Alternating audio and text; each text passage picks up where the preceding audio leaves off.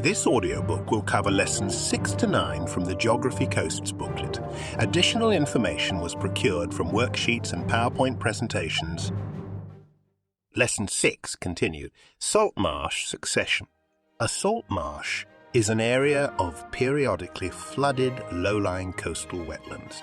Salt marshes are areas of flat, silty sediment that accumulate around estuaries, where a river meets the sea, or lagoons, a body of water trapped behind a barrier beach, spit or bar.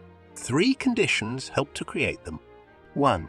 Sheltered areas where deposition occurs. 2. Sites where saltwater and freshwater meet. 3. Where there are no strong tides or currents to prevent sediment being deposited. Salt marshes are covered at high tide and exposed at low tide. They are common around Britain's coastline. However, how do salt marshes form? 1. Mud and silt are deposited in a low-energy sheltered environment. 2. Mud breaks the surface to form mudflats. 3. Salt. Tolerant plants begin to colonize and stabilize the mudflats. 4. Halophytes such as cordgrass, spartina, and eelgrass help to slow down tidal flow and trap more mud and silt. These are the pioneer species of salt marsh formation and plant succession. 5. Mud eventually gets covered by water less frequently. Subsequently, rain washes out the salt. 6. As plants die and decompose, they increase the fertility of the marshes. 7. Creeks are created by water flowing across the estuary at low tide, which divide up the salt marsh. Lesson 7. Waves. A wave forms when wind blows over water. A wave is created by the friction between the wind and the water, with some energy from the wind being transferred to the water. The size and energy of a wave is determined by the strength and duration of wind, the wave fetch, and the depth of the water. Prevailing winds are the ones that blow most frequently. Dandy! Winds are named after the direction they come from rather than the direction they travel to. Fetch is the uninterrupted distance across the water over which a wind blows, and therefore the distance waves have to grow in size. When a wave breaks, water is washed up the beach aligned with the wind. This is called the swash. Then the water runs back down the beach at a right angle. This is called the backwash. Constructive waves are created in calm weather and less powerful than destructive waves. They break on the shore and deposit material, building up beaches. Destructive waves occur the wind is powerful and when it has been blowing for a long time. Similarly, the wave may have traveled over a long fetch. These tend to erode the coast. The characteristics of waves are determined by the strength of the wind, its duration and fetch. The stronger the wind, the greater the friction on the surface of the sea, and therefore the bigger the wave. The anatomy of a wave. The crest is the highest point of the wave. The trough is the lowest point of the wave. The wavelength is the horizontal distance between 2 crests, and the amplitude is the height of the crest above the still water level. The wave height is the vertical distance from crest to trough, and the frequency is the number of waves that pass a certain point in a certain amount of time. Characteristics of waves. When waves touch the seabed, friction is created which slows the waves and shortens the wavelength. The wave's circular orbit therefore becomes elliptical due to this friction, which inevitably slows the base of the wave.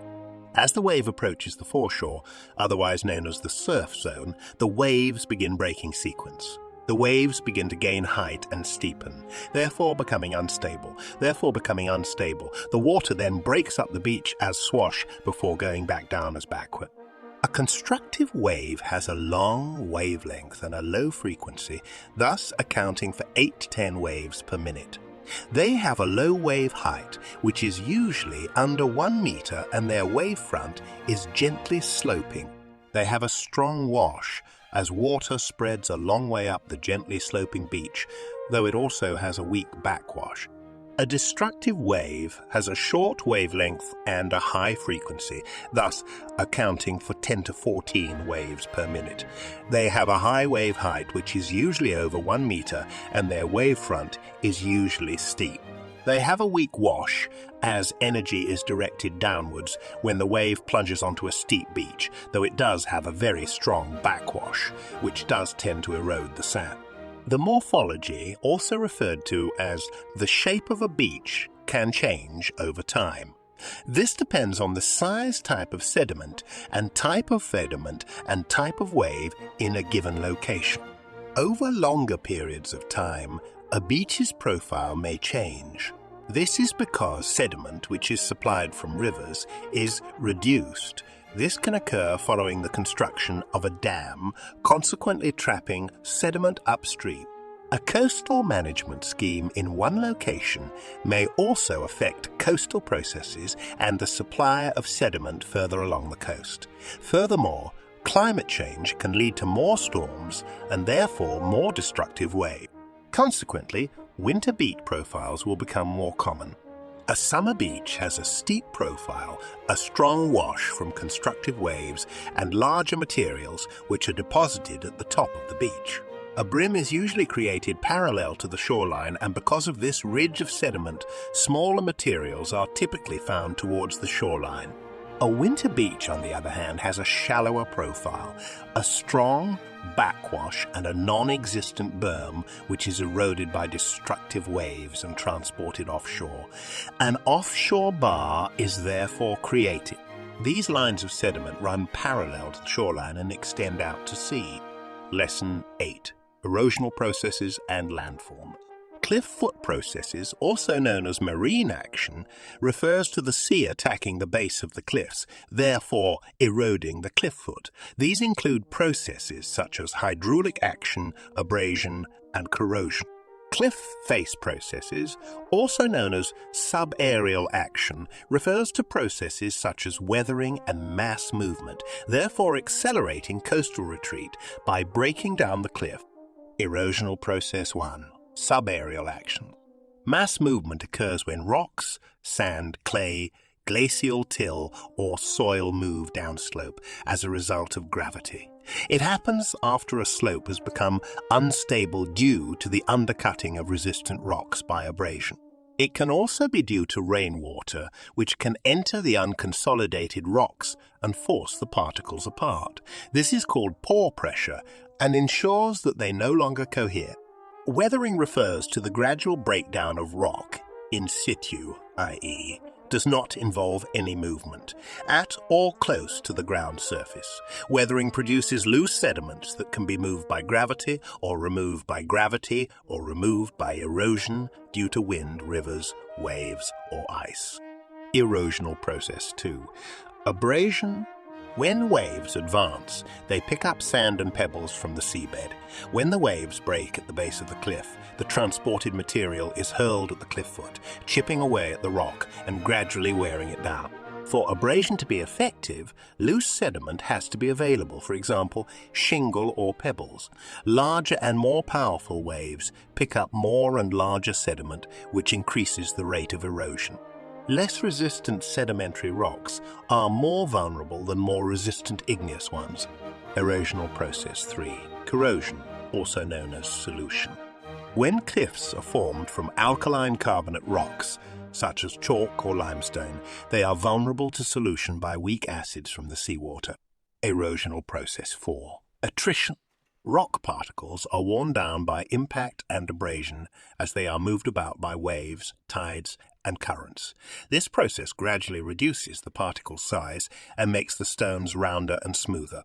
Erosional process 5. Hydraulic action. When a wave advances, air can be trapped and compressed, either in joints inside of the rock or between the breaking waves and the cliff. When the wave retreats, the compressed air expands. The pressure forces cracks open, meaning more air is trapped.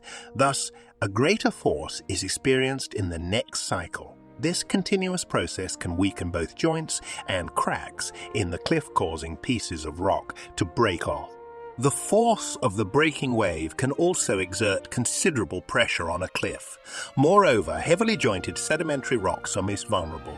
Hydraulic action on cooling cracks may be the only erosive process operating on resistant igneous rocks such as granite and basalt. A horizontal dip is a vertical or near vertical profile with notches. These reflect strata which are more easily eroded. A seaward dip which slopes at a high angle is vulnerable to rock slides that may occur on the dip slope. They only have one rock layer that faces the sea. A seaward dip with a low angle produces areas of overhanging rock that are very vulnerable to rockfalls. A profile may exceed 90 degrees. A landward dip produces steep profiles of 70 to 80 degrees. These are very stable cliffs that have a reduced rate of rockfalls. A bedding plane is a surface that represents a contact between a deposit and the depositing medium during a time of change. They are a primary feature of sedimentary rock and are usually formed by the depositing peth media water and the atmosphere. Headlands and bays result from coastlines that are formed of alternate sections of hard and soft rock. The areas of soft rock are more easily and quickly eroded, whereas the harder rock is more resistant to processes of weathering and erosion. Where harder rock is present, headlands occur, and where softer rock is being eroded, bays are formed.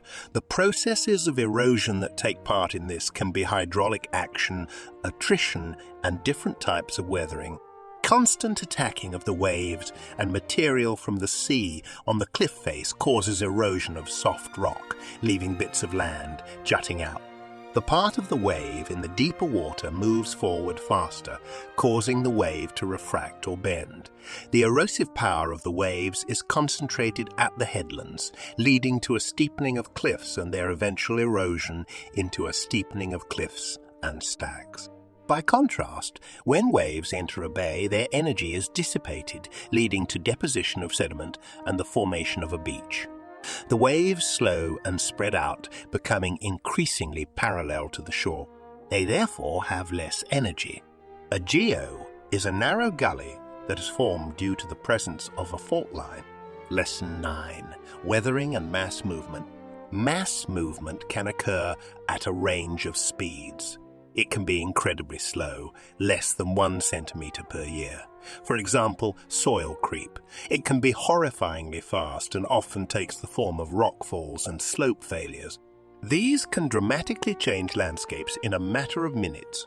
Mass movement is quite common at the coast, partly because of constant undercutting of cliffs, making them unstable.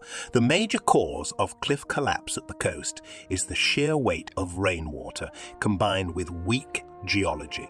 Mass movements can be classified in a number of ways relating to the speed and nature of movement, as well as the type of material, for example, solid rock, debris, soil, etc. What factors affect the rate of weathering? 1. Temperature and precipitation have a very strong influence on the type of weathering experienced. 2. Mechanical weathering dominates in cold climate. 3. Chemical reactions speed up in hot, wet conditions, so chemical weathering becomes more important. 4. Both chemical weathering and mechanical weathering are maximized in wet environments. 5. The lithology of coastal rocks is important. Some rocks are more prone to certain types of weathering than others. 6. Sedimentary rocks with joints and bedding planes are more vulnerable to mechanical weathering. 7. Carbonate rocks, such as limestone, are more vulnerable to chemical weathering. However, you need to know why weathering is important. Weathering weakens rocks, making them more vulnerable to erosion or mass movement. Some strata may be more vulnerable to weathering than others, contributing to the formation of wave, cut notches, and therefore having an effect on overall cliff stability. However, rates of weathering are very slow. Even in a hot, wet climate, the igneous rock basalt weathers at a rate of just 1 to 2 millimeters every 1,000 years.